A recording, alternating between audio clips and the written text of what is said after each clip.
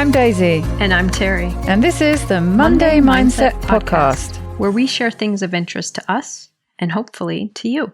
So let's get started with episode number 105. And this week, it's Daisy's turn to share what she would like to talk about from Brené Brown's Atlas of the Heart.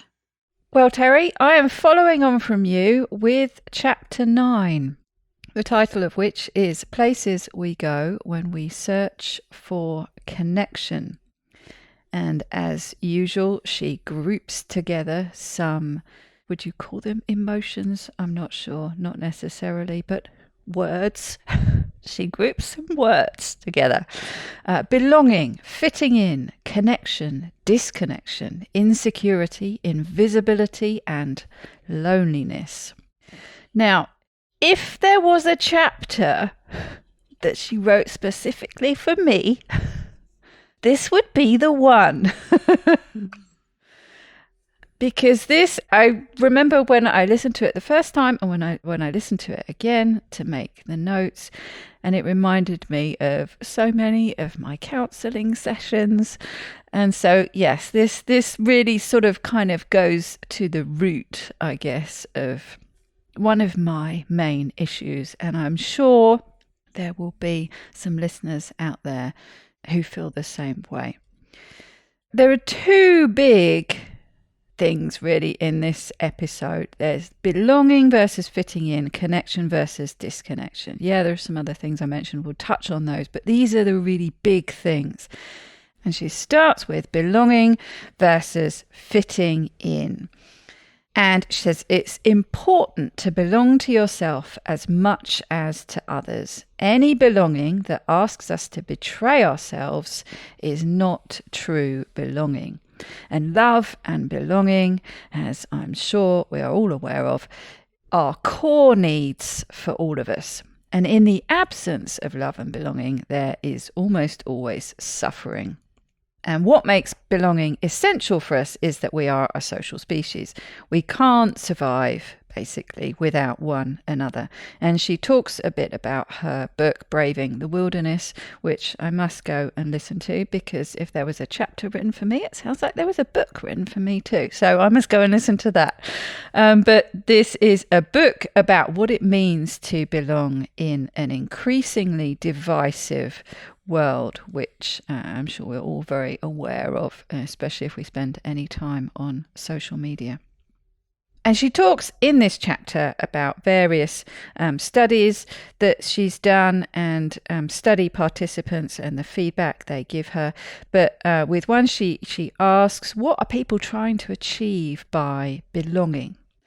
And the general things here are to be a part of something, connection with others, but not at the cost of losing your authenticity and your power.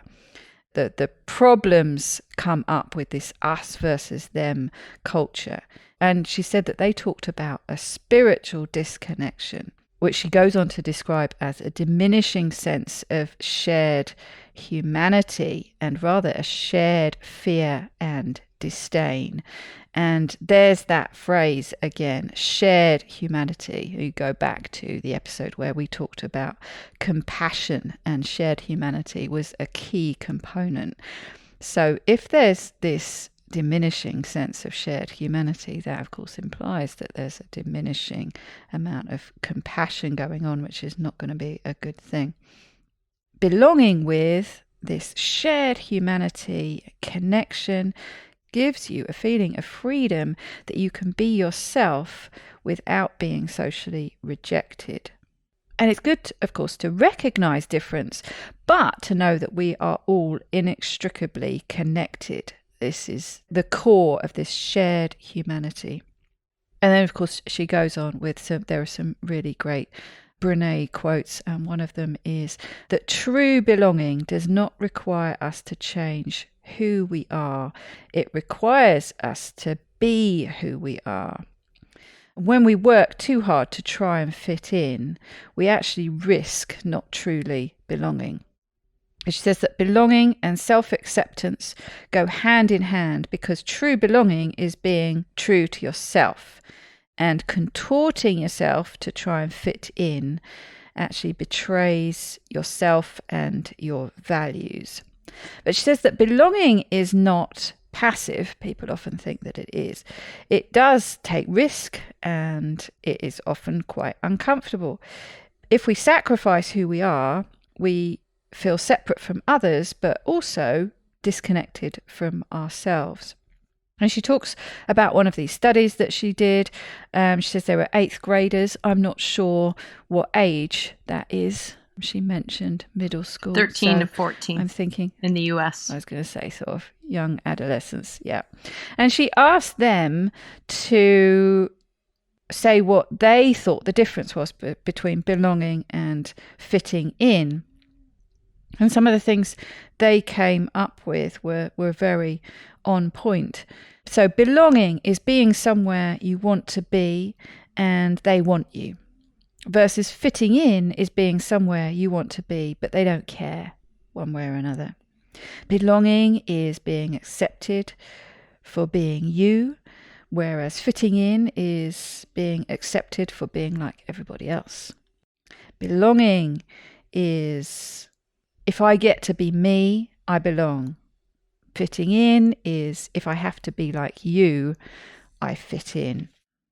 She goes on to talk about belonging, uncertainty, and there's some really interesting stuff here about marginalized groups, and talks about diversity, anti-racism. Not going to go into that. It's too deep and detailed a subject for me to cover here, but I really recommend you go and listen to it. There's a great personal story from someone who works for her organization called Paola Sanchez Valdez, which is a brilliant personal account which illustrates the point perfectly. So I recommend you go and listen to that. And then she goes on to talk about connection and disconnection. Talks a little bit about grounded theory, which is basically the type of research she does. Again, interesting. Go and listen to that. Haven't got time to cover it. But so her definition of connection is the energy that exists between people when they feel seen, heard, and valued. And this, I think I referred to it in another episode. I was trying to remember which chapter it was from, and it's this one. And connection is when someone can give and receive without judgment, and they derive sustenance and strength from the relationship. Disconnection, on the other hand, is more often than not very painful, and chronic disconnection can lead to social isolation, loneliness, and a feeling of powerlessness. And she talks a little bit how disconnection can cause actual physical pain. It shares the same neural pathways as physical pain. And she says that the best way to heal it is to talk about it. And this was one of the parts where it reminded me very much of a counselling session I had with my counsellor. And this disconnection, this feeling of powerlessness, I can remember relating to him how I had sometimes these screaming tantrums. I related to him this time when I can't remember what I'd done, but I wasn't allowed to watch my favourite television programme, which was a police drama. This amazing policewoman. I used to want to be a policewoman because I watched this, called Juliet Bravo. And my punishment for whatever it was I'd done, I can't remember what it was that I couldn't watch Juliet Bravo. And of course that was back way before the days of video or anything like that. So if you didn't watch it when it was on, that was it. Your chance was gone. And I can remember taking myself off to my bedroom and screaming. And I remember recounting this to my counsellor, and he said, "You do realise you weren't screaming about not being able to watch Juliet Bravo. It was about other things. It was about the powerlessness you felt, about the frustration, the disconnection, the feeling like you were an outsider. And yes, it was all wrapped up in, my mother's new relationship with my stepfather, with my baby sister coming along, with, all these things, and not feeling like I could talk about them, express them. So they came out in these screaming tantrums sometimes. But when I was listening to this, and I think that for me was a key thing, this powerlessness, the powerlessness you often feel as a child.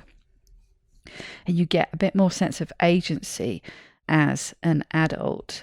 But it's interesting, I think, how that can translate into creating a context where it makes sense. I think I've spoken about this before, where you can, as an adult, you have the agency to change your context to make sense of the things you're feeling relationally with other people. In my case, that was maybe to move to France, to create a physical distance that explains that distance that I was feeling and that disconnection. I'm going off on a tangent here, but you can see why it resonated with me quite a lot. And talking about this disconnection, she says there are a couple of things that you need to be very cautious about. And she quotes a researcher called Trisha Rockey, and I have written the quote down in entirety here because I think it's really interesting. And no, Bets, you cannot come up on my lap right now. Why do you always do it when I'm talking to Terri? Go on, go away. To avoid pain and vulnerability when efforts to achieve connection are unsuccessful, individuals may enact their own disconnection strategies, like hiding parts of themselves or discounting their need for others. They may learn that it is safer to keep their feelings and thoughts to themselves rather than sharing them in relationships. This means that rather than making a bid for connection and having the bid ignored or rejected, we hide out and pretend we don't need anyone. I thought that felt awfully familiar. And then she says the other thing to be cautious of is perfectionism. People who are high on the perfectionism trait scale behave in ways, and we have touched on this before, in ways that cause perceived and actual rejection by others. I.e., my perfectionism leads me to show up in ways that lead people to push me away. Perfectionism is about trying to avoid being excluded or rejected, but often ends up by exactly that happening. And she comes back to authenticity and says that authenticity is a requirement for belonging and fitting in is a threat. Authenticity is a requirement for connection, and perfectionism, which is a type of fitting in, is a threat. And she talks about insecurity.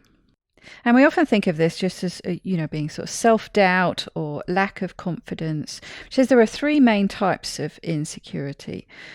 Domain-specific, this is things like food and finances. Relationship, interpersonal, and this can be specific to a specific relationship or an overarching feeling about all your relationships. The one she focuses on is general or personal insecurity, when we are overcritical of our weaknesses.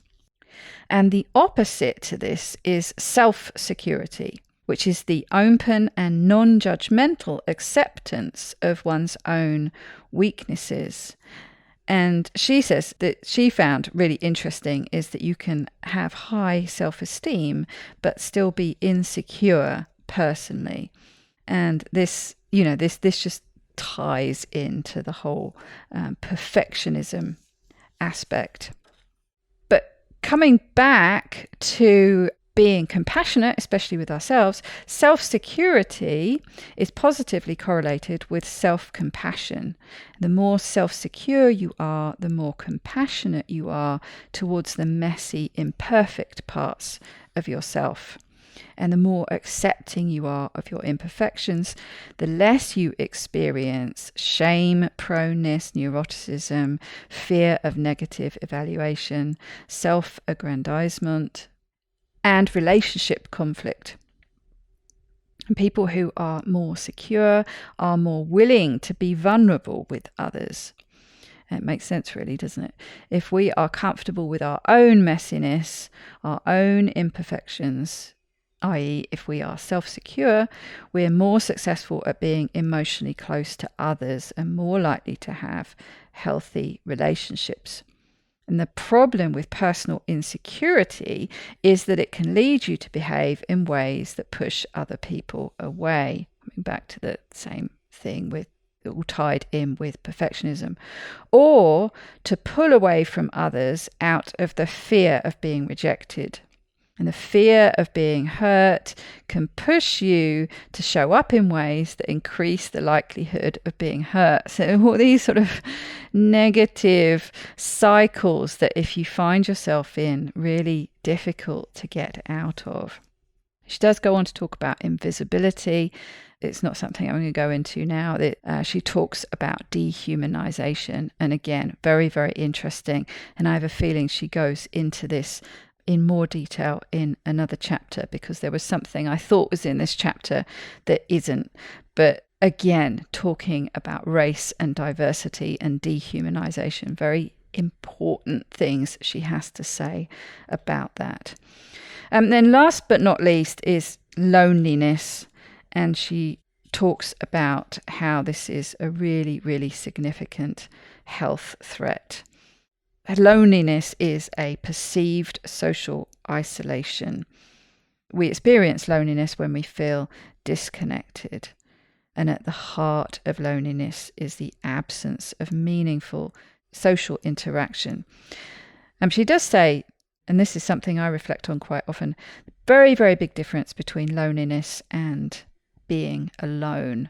A lot of people, especially if you're an introvert like me, value very much being alone and aren't bothered by that. I think some people are so really don't like spending time just in their own company, and I'm sure that's a whole other episode.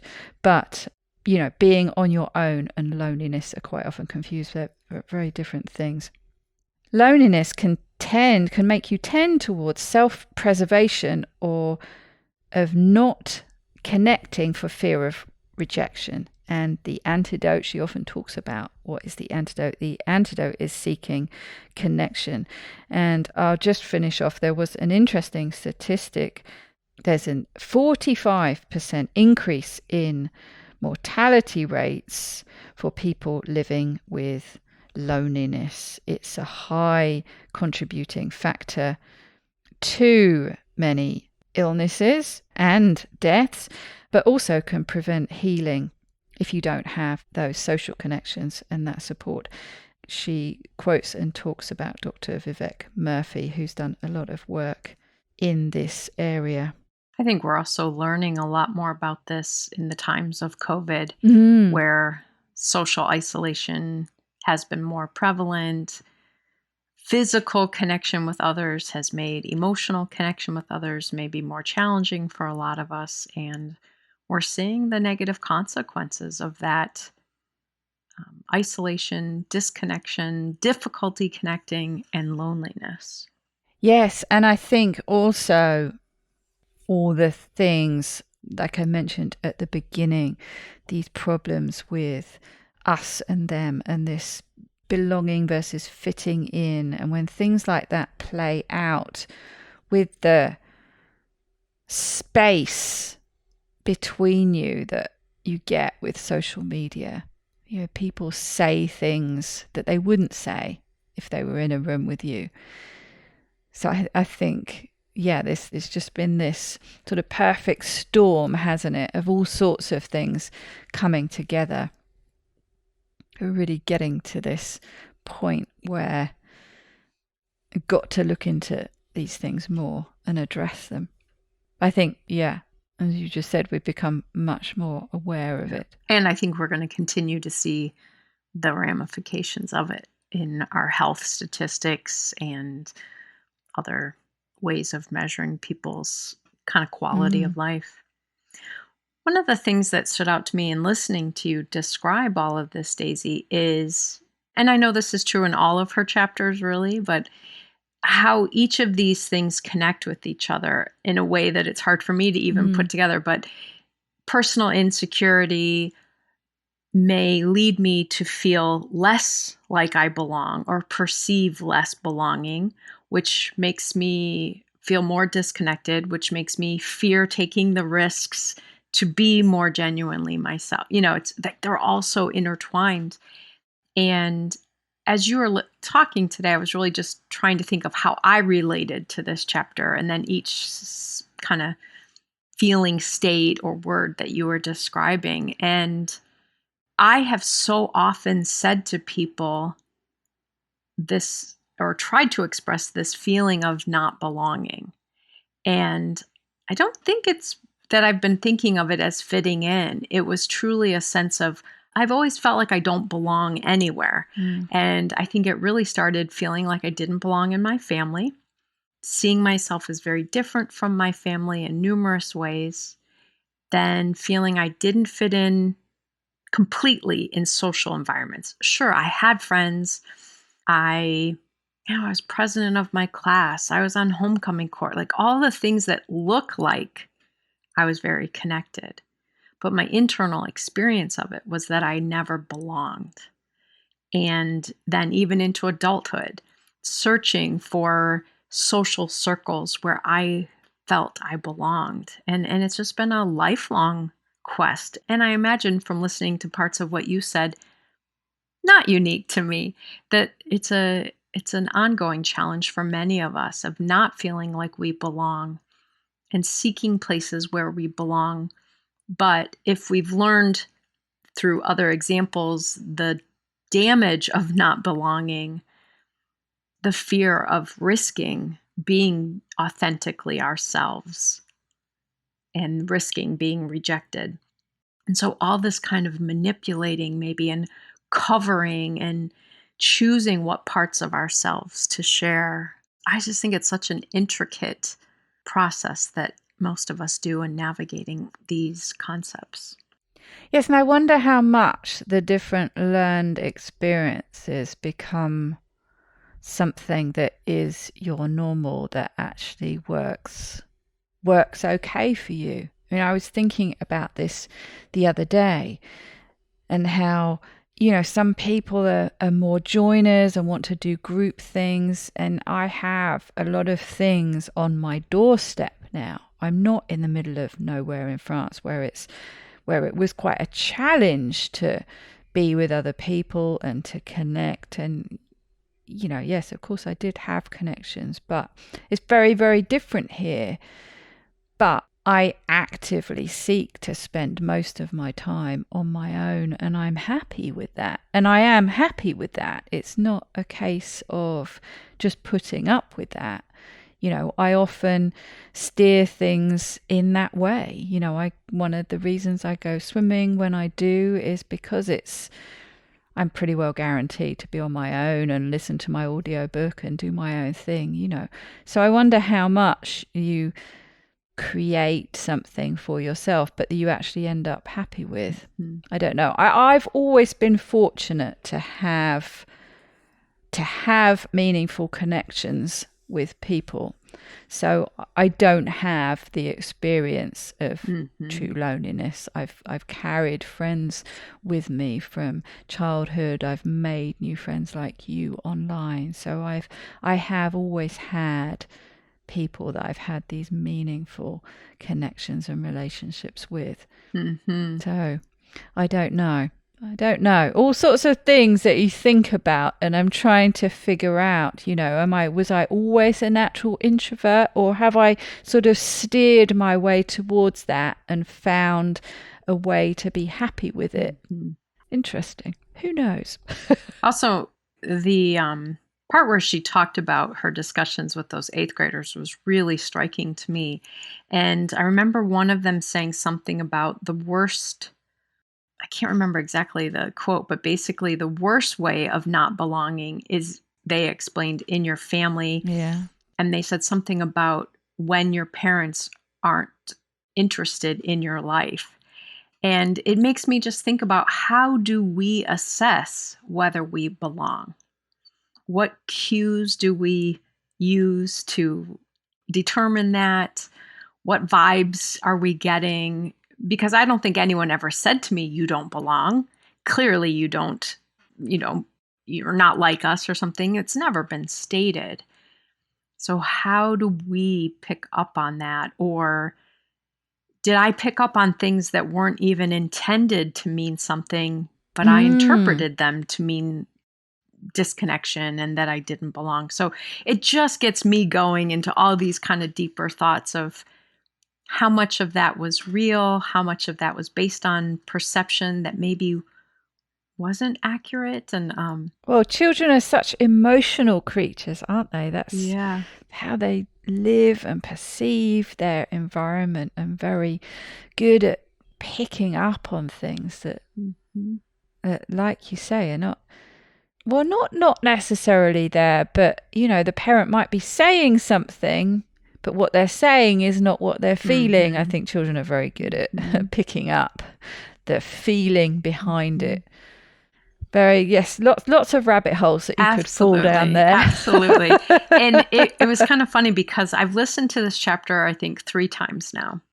And every time I did not take notes. It was just listening. I'm like, well, next time I'll take some notes. But it was just this kind of nebulous listening to all these floating concepts. And then I thought, well, I'm glad Daisy's doing this chapter, because I don't have any notes for this chapter. Just one that really caused me more reflection and thinking. Yeah, it's definitely a difficult one to put down. But like I said, it's the one that really sort of felt like it went straight to my core. So yes. But I think we've probably got at least another 1 or 2 more episodes of Brené. So I think so. I look forward to seeing which chapter you choose. Could it be 10? Can't even remember what 10 is. Everything goes in and out my head so quickly at the moment. Well, until then, I hope you have a very wonderful week. You too, Daisy. Take good care, everybody. Bye-bye.